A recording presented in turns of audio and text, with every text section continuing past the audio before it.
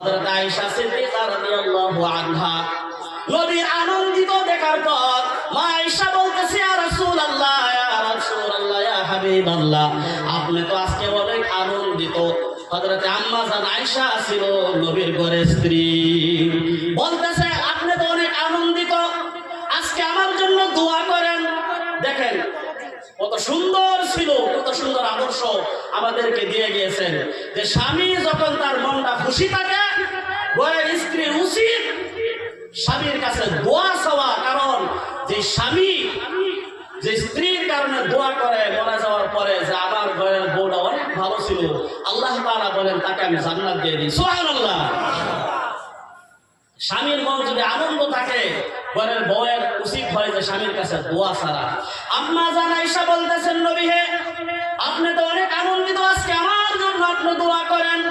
আল্লাহর নবী সাল্লাল্লাহু আলাইহি ওয়াসাল্লাম দুই হাত তুলে দোয়া করতেছে, আল্লাহ আয়েশা পূর্বে যত গুনাহ করেছে সমস্ত গুনাহ তুমি মাফ করে দাও।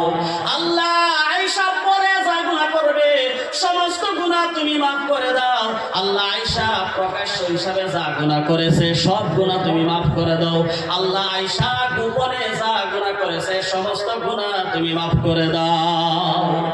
এই যে দোয়া করলেন, দোয়া করার পর আম্মা জান আয়েশা রাদিয়াল্লাহু আনহা অনেক আনন্দিত হইয়া নবীকে বলতেছেন, ইয়া রাসূলুল্লাহ, আপনি আমার জন্য অনেক সুন্দর দোয়া করেছেন, এত সুন্দর দোয়া করেছেন নবী হে, আপনার দোয়াতে আমি আয়েশা খুশি হয়ে গেলাম। সুবহানাল্লাহ বলেন, আমি খুশি হয়ে গেলাম।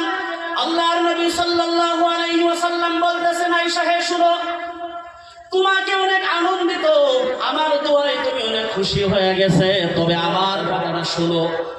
আম্মা জান আয়েশা রাদিয়াল্লাহু আনহা স্থির হইয়া নবীর কথাগুলো শোনা ধরছে, বলতেছেন, আয়েশা রে, তুমি জানো না তোমার জন্য যে দোয়াটা আমি আজকে করেছি, আমার আনন্দিত দেখা তুমি আমার কাছে দোয়ার দরখাস্ত করেছো, আমি তোমার জন্য দোয়া করেছি, দোয়া করার জন্য তুমি বলছো আমি করেছি, কিন্তু আয়েশা আমার দোয়া শোনার পর তুমি যে আনন্দিত হয়ে গেছো, খুশি হয়ে গেছো, এই দোয়াটা আমি প্রত্যেক নামাজের মাধ্যমে, শুনেন কথাগুলো, প্রত্যেক নামাজের মাধ্যমে আমি নবী আমার উম্মতের জন্য প্রত্যেক নামাজের মাধ্যমে এই দোয়াটাই করি। বলেন সুবহানাল্লাহ, নারে তাকবীর।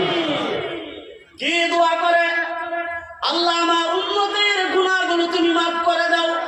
আল্লাহ আমার উম্মত যা গুনাহ করবে তুমি তা মাফ করে দাও।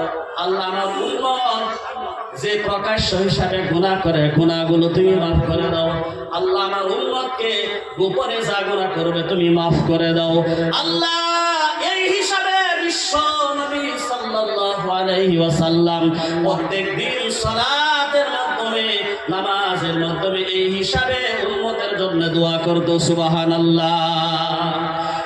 ইমামুল আউয়ালিন ওয়াল আখিরিন বহরে সাদকা রাহমাতাল লিল আলামিন সাইয়্যিদুল কাউনাইন খাতুমুল মুরসালিন আখিরা